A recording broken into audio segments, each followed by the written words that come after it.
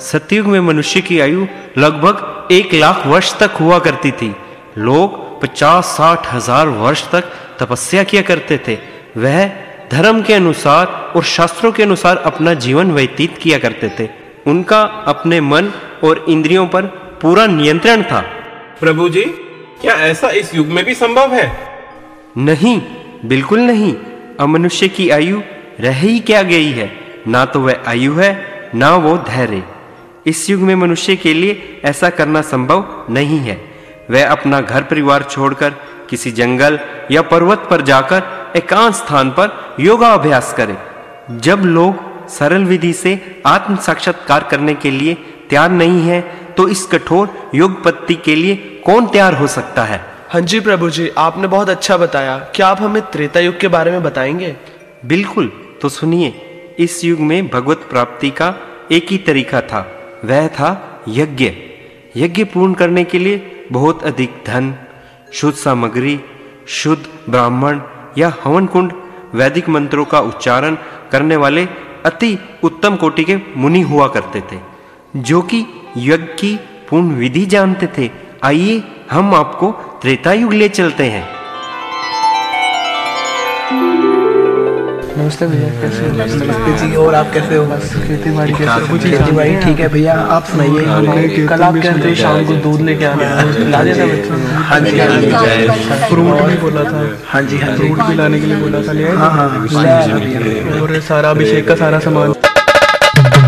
सुनो सुनो सुनो, विद्यानगर के निवासियों सुनो। महाराज अधिराज चक्रवर्ती सम्राट अश्वमेध यज्ञ का आयोजन करने जा रहे हैं, जिसमें तीनों लोक से देवता, ब्रह्मा और स्वयं शिव उपस्थित होंगे। इसमें देवराज इंद्र सप्त ऋषियों समेत उपस्थित होंगे। आप सभी भी इस यज्ञ में पहुंचकर पुण्य लाभ प्राप्त करें। इस यज्ञ में आप सभी को भी आमंत्रण दिया जाता है। सुनो सुनो सुनो। अच्छा चलो, हाँ हाँ चलो, सभी देवी देवताएं भी आएंगे। माता जी चलो।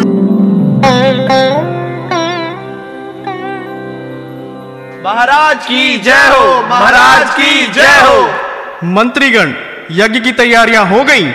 जी महाराज, कर रहे हैं। महाराज वो देखिए, आ गई हवन सामग्री। स्वर्ण पात्र कहाँ है? गाय का शुद्ध घी कहाँ है? ये देखिए महाराज, ये रहा स्वर्ण पात्र और ये आ रहा है गाय का देसी घी। ऋषि मुनियों और देवी देवताओं के सुंदर आसन कहाँ हैं? हाँ हाँ महाराज, देखिए ये देवी देवताओं के सुंदर आसनों की व्यवस्था की गई है। जल्दी जल्दी लगाइए आसन।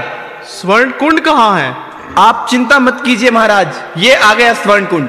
चलो चलो, सभी व्यवस्था पूरी कर लो। महाराज की जय हो, महाराज की जय हो। महाराज आपके लिए एक संदेश है, ऋषि मुनि पधार चुके हैं। प्रणाम ऋषिवर, आइए, आपका स्वागत है। यशस्वी भव, दीर्घायु भव। चलिए, कहीं यज्ञ का शुभ समय न निकल जाए। हाँ हाँ ऋषिवर, चलिए और आइए, पधारिए, आसन ग्रहण कीजिए।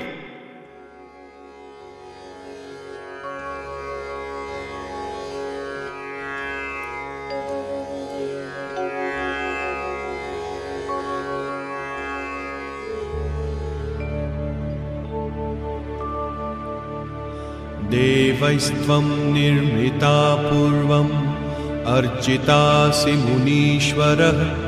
नमो नमस्ते तुलसी, पापं हर हरिप्रिये। यन्मूले सर्वतीर्थानि, यन्मध्ये सर्वदेवताः, यदग्रे सर्ववेदाश्च, तुलसी त्वां नमाम्यहम्। यमानो वयक्ष्यामप्रणुदानः सपत्नान्नः षोडशीस्तो महोजो द्रविणं चतुष्चत्वारिंशस्तोमो वर्षो द्रविणम् अग्नेः पुरीकामस्यक्षो नाम तान्त्वनो वयक्ष्यामप्रणुदानः सपत्नान्नः षोडशीस्तो महोजो द्रविणं चतुष्चत्वारिंशस्तोमो स्तोमो वर्षो द्रवीणाम् अग्नेः पूरी कामस्यक्षो नामतान् त्वाविषौद्वया सद्वरो देवो देवाच्याग्रिपा वेदस्य विभ्रास्तिमनुपस्थिषो शिखाजुभानस्य सर्विकाः अग्ने त्वन्नो अन्तमपुत्राता शिवो भवा मरुत्यः वसुरनिर्वसुरवा अच्छानके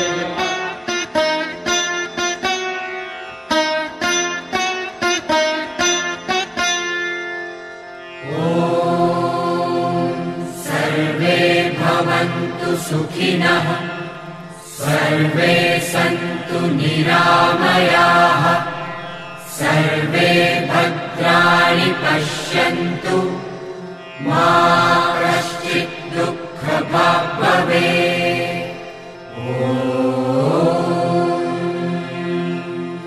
असतो मा सद्गमय तमसो मा ज्योतिर्गमय मृत्योर्मा अमृतं गमय। ॐ शान्ति शान्ति शान्तिः। हम आपकी व्यवस्था से अत्यंत प्रसन्न हुए हैं महाराज।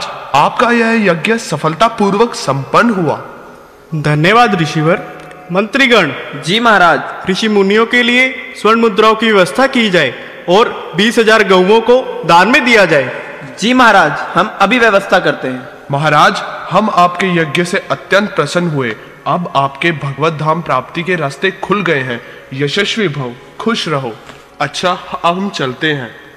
धन्यवाद ऋषिवर, आपका यहाँ आने का बहुत बहुत धन्यवाद। यशस्वी भव।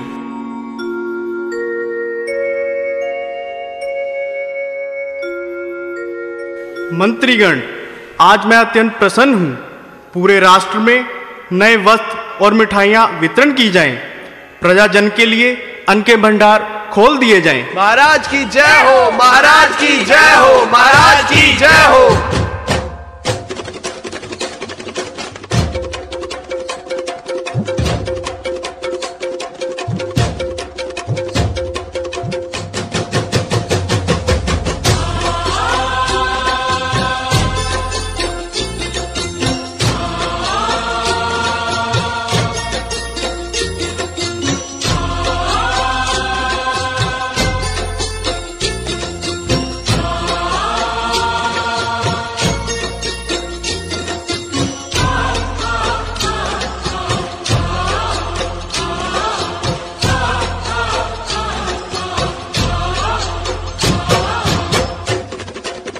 था यज्ञ को संपूर्ण करने के लिए उच्च कोटि के ब्राह्मणों की आवश्यकता होती थी, जो कि केवल वैदिक मंत्रों द्वारा ही अग्नि प्रज्वलित कर लिया करते थे।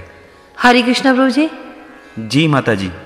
क्या आजकल के कलयुग में ऐसा संभव है? नहीं माता जी, ना तो लोगों के पास इतना धन है, ना ही उच्च कोटि के ब्राह्मण। वह ब्राह्मण अब उपस्थित नहीं है जो केवल वैदिक मंत्रों द्वारा ही अग्नि को प्रज्वलित कर लिया करते थे। ना ही उनको पूर्णतया वैदिक मंत्रों का ज्ञान है, ना ही लोगों के पास आज इतना समय है, और ना ही इतना धन कि वह ब्राह्मण लोगों को दान देकर संतुष्ट कर सके। हरे कृष्णा प्रभु जी। जी प्रभु जी। प्रभु जी, हमें द्वापर युग के बारे में भी बताइए। तो ठीक है, मैं अब आपको द्वापर युग के बारे में बताता हूँ। द्वापर युग में भगवत प्राप्ति का साधन था अर्चय विग्रह की भव्य तरीके से पूजा अर्चना करना। उस युग में भगवान के विग्रहों की बहुत अच्छे ढंग से व सुंदर ढंग से सेवा की जाती थी। भगवान को तरह तरह के भोग लगाए जाते थे। भगवान के विग्रहों को रेशमी वस्त्रों से सुसज्जित किया जाता था। हीरे जवाहरात व पन्नों से विग्रहों के आभूषण बनाए जाते थे।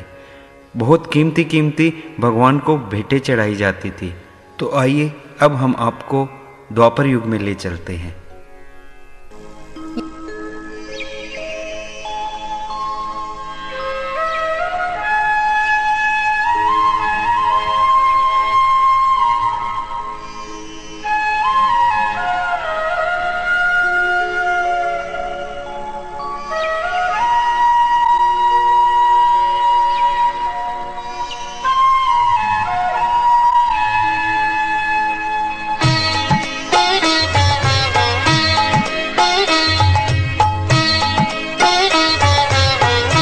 বিভাবরী শেষ আলোক প্রবেশ নিদ্রা ছাড়ি উঠ জীব বিভাবরী শেষ আলোক প্রবেশ নিদ্রা ছাড়ি উঠ জীব বল হরি হরি মুকুন্দ মুরারি রাম কৃষ্ণ হয় গ্রীব বল হরি হরি মুকুন্দ মুরারি রাম কৃষ্ণ হয় গ্রীব বিভাবরী শেষ আলোক প্রবেশ নিদ্রা ছাড়ি উঠ জীব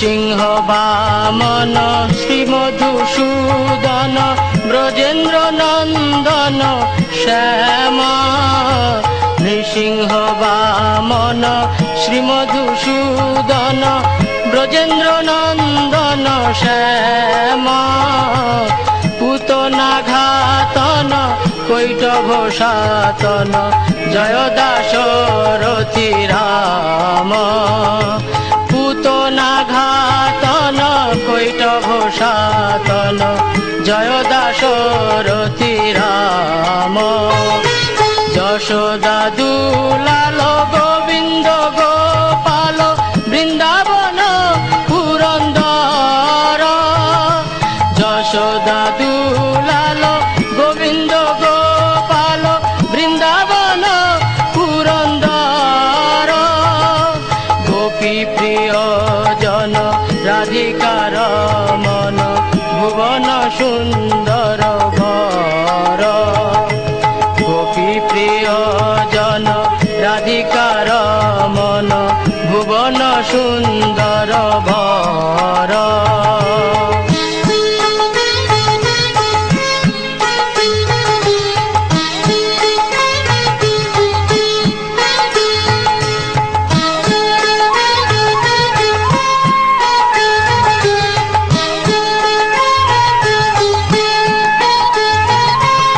রাবণান্ত কর মাখন তাস কর গোপীজন বস্ত্রহারি রাবণান্ত কর